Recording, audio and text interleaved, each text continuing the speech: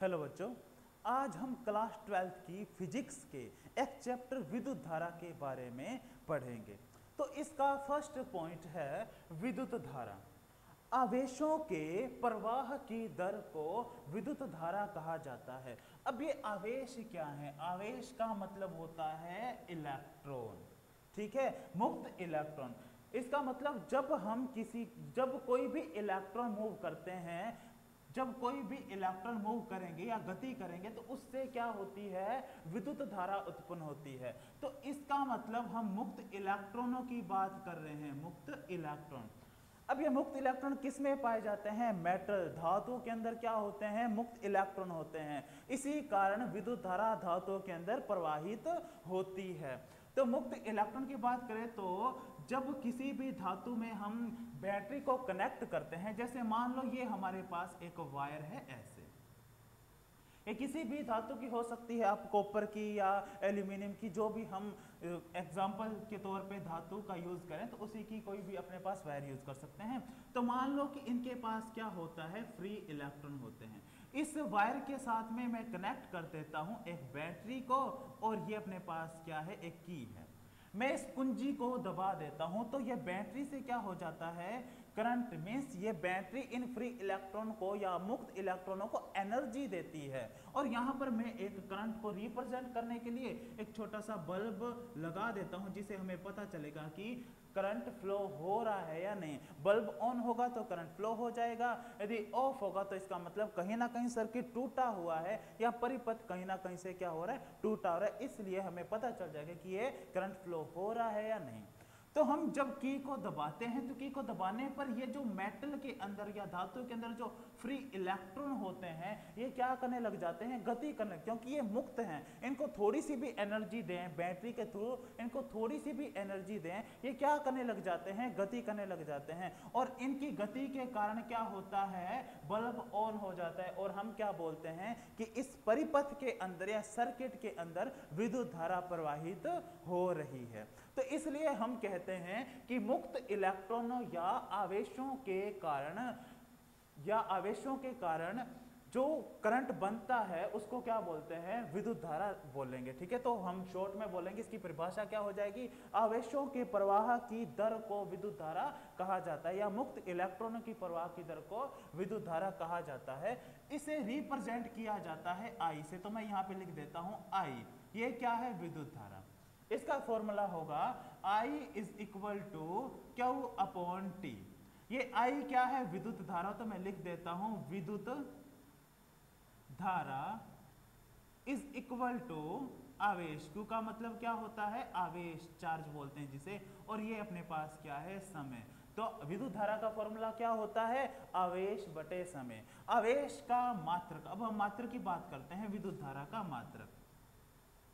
विद्युत धारा का मात्रक।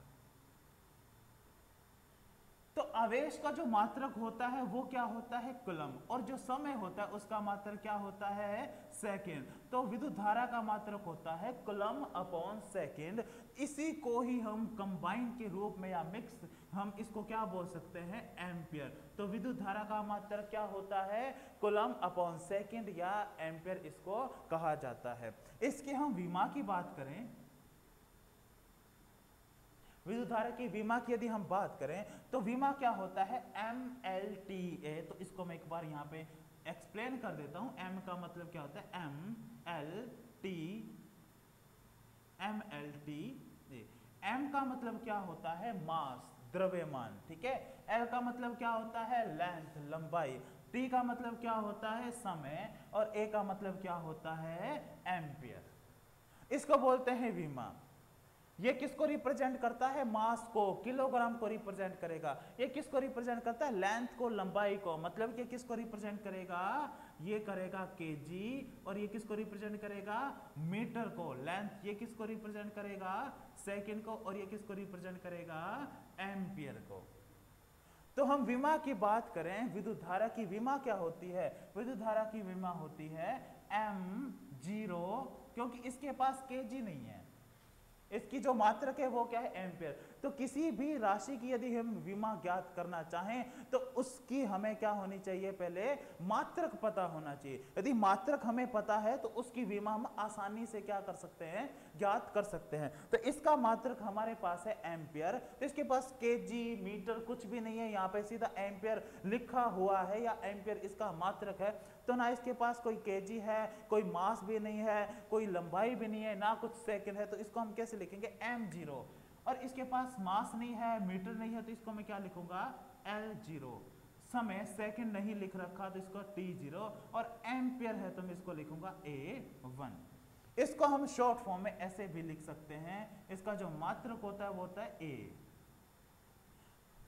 M0 L0 T0, सीधा आप A भी लिख सकते हैं, इसके पावर रिप्रेजेंट ना करो तो भी सही है, सीधा A इसका क्या होता है, मात्रक। तो ये है विद्युत धारा।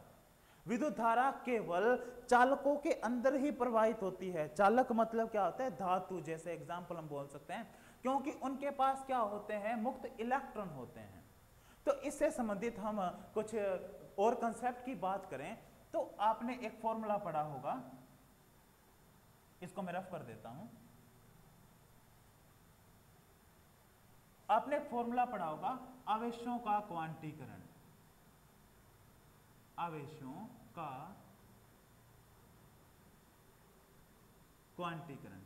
आवेशों का क्वांटीकरण मतलब क्या होता है कि किसी भी वस्तु पर कितने आवेश हैं या कोई भी वस्तु कितनी अच्छी आवेशित है, उस पर कितने आवेश या कुछ उस पर कितने इलेक्ट्रॉन है, उसको ज्ञात करने के लिए फॉर्मूला होता है Q is equal to Ne। ये n क्या है, ये पूर्णांक नंबर है, 1 2 डैश डैश डैश पूर्णांक नंबर है, फिक्स नंबर होगा 2/3 ऐसा कुछ नहीं होगा, पूर्णांक पूर्ण अंक वाले नंबर हैं। और ये E क्या है, इसकी वैल्यू फिक्स होती है 1.6 × 10⁻⁻19 कूलम। इलेक्ट्रॉन पर कितना आवेश होता है, ये आवेश क्वांटीकरण हम इस फॉर्मूले से किसी भी वस्तु पर कितने आवेश हैं, किसी भी वस्तु पर कितने इलेक्ट्रॉन हैं या कोई भी वस्तु कितनी आवेशित है, उसको ज्ञात करने के लिए हम इस फॉर्मूले का यूज करते हैं। n पता चल गया होगा, पूर्णांक नंबर है, और जो E क्या है, इलेक्ट्रॉन है, जिसकी वैल्यू फिक्स है 1.6 × 10⁻⁻19 कूलम। ठीक है, अब इसका फॉर्मूला, इस फॉर्मूले का यूज हम यहाँ पर कैसे करेंगे, तो कुछ कंसेप्ट में या कुछ न्यूमेरिकल में पूछा जाता है कि ये अपने पास टोटल चार्ज है, ये जैसे कोई वस्तु है, इस पर 2 इलेक्ट्रॉन हैं, ठीक है, तो ये या कोई भी तार के अंदर 2 इलेक्ट्रॉन या 15 इलेक्ट्रॉन है, 20 इलेक्ट्रॉन है, 10⁸ इलेक्ट्रॉन 2 सेकंड के अंदर मूव कर रहे हैं, तो उसके लिए हम इस फॉर्मूले का यूज करते हैं। तो I is equal to, Q की जगह में क्या लिखूंगा, Ne, तो I इज इक्वल टू क्या हो जाएगा, Ne अपॉन क्या हो जाता है, T हो जाता है। इस फॉर्मूले से हम करंट फाइंड कर सकते हैं और क्वांटीकरण के सिद्धांत या आवेशों का क्वांटीकरण से हम क्या कर सकते हैं, इस फॉर्मूले को विद्युत धारा के अंदर कनेक्ट करके या उसके अंदर मिक्स करके हम विद्युत धारा ज्ञात कर सकते हैं। ठीक है बच्चों,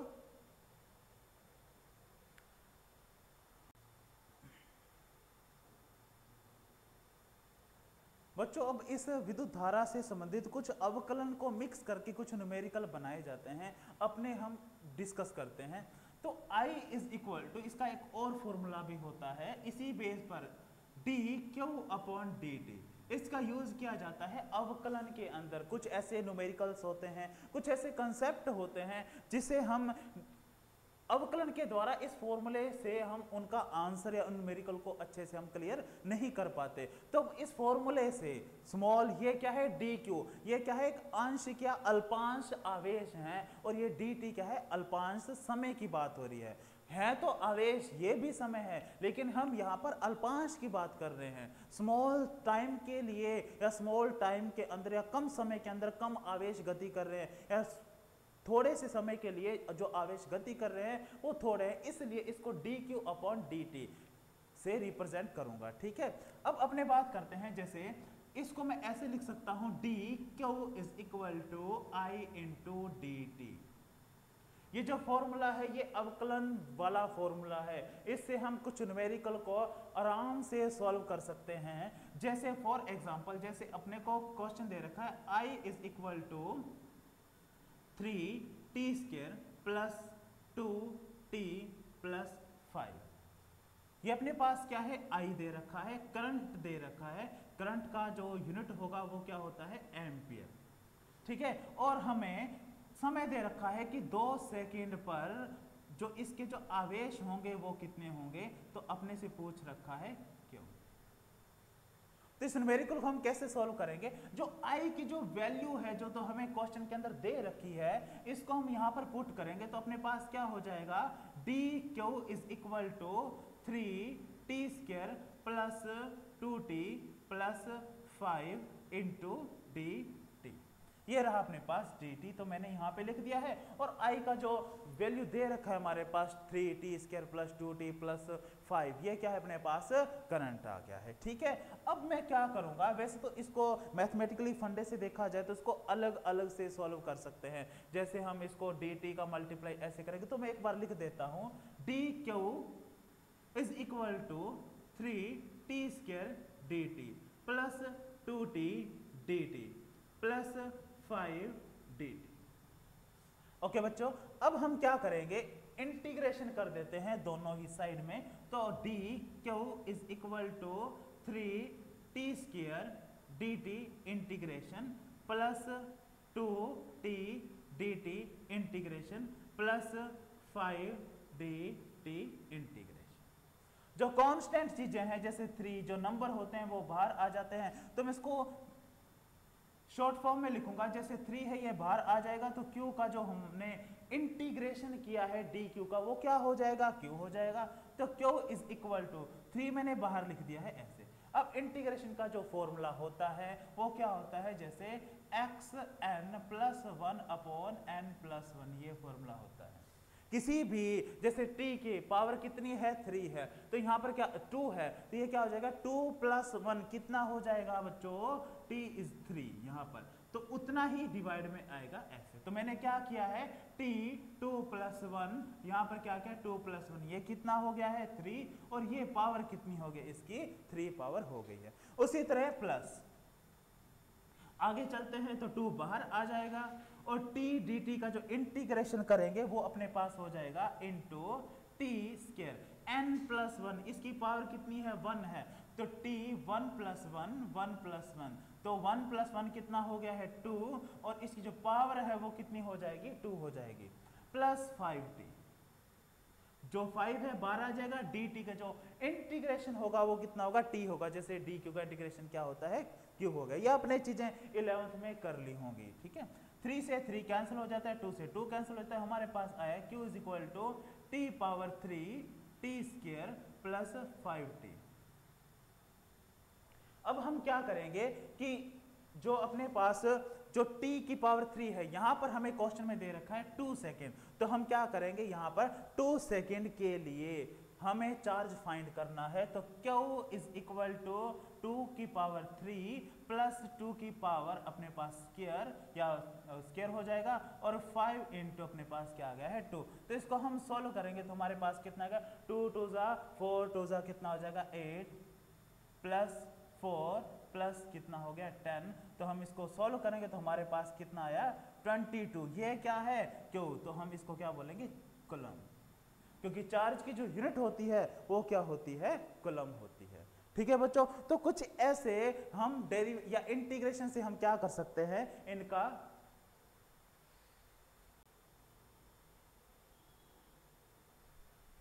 तो ये हम इंटीग्रेशन से ऐसे जो कॉन्सेप्ट या न्यूमेरिकल हम इंटीग्रेशन से हम सॉल्व कर सकते हैं। तो उसी तरह हम डिफरेंशिएशन का भी यूज कर सकते हैं। तो हमारे पास इसी तरह डिफरेंशिएशन से भी हम जो करंट से रिलेटेड जितने भी न्यूमेरिकल होंगे उसको हम क्या कर सकते हैं सॉल्व करते हैं। तो ये जो लिमिट है इसको हम 2 सेकंड ये देकर चलते हैं, नहीं तो इस न्यूमेरिकल को हम ऐसे भी बोल सकते हैं 0 से यहाँ पर अपने पास क्या है टाइम की बात कर रहे हैं, तो ये क्या है 2 सेकंड की बात कर रहा है, तो 0 to 2 यहाँ पर लिख सकते हैं 0 to 2 0 to 2, ये लिमिट है। 0 सेकंड से लेकर 2 सेकंड के बीच में कितने चार्ज मूव कर रहे हैं, कितने चार्ज गति कर रहे हैं, हम उनको आसानी से सोल्व कर सकते हैं। तो यहाँ पर जो इंटीग्रेशन की जो लिमिट होगी वहां से हम क्या कर सकते हैं, तो ये जो हमारे पास ये स्टेप आएगा ये नहीं आएगा, क्योंकि हम आगे लिमिट रख देंगे, अपर लिमिट माइनस लोअर, ऐसे भी कर सकते हैं, नहीं तो इस मेथड से भी कर सकते हैं। लास्ट में हम ये इक्वेशन बनाकर t की जगह हम 2 वैल्यू पुट करके जो हमें न्यूमेरिकल में वैल्यू दे रखी है उसे हम पुट करके बच्चों आराम से इस न्यूमेरिकल को सॉल्व कर सकते हैं। ठीक है बच्चों, तो आज के लिए इतना ही। नेक्स्ट चैप्टर, इस चैप्टर का जो नेक्स्ट टॉपिक होगा हम उस नेक्स्ट लेक्चर के अंदर बात करेंगे। ठीक है बच्चों, थैंक यू।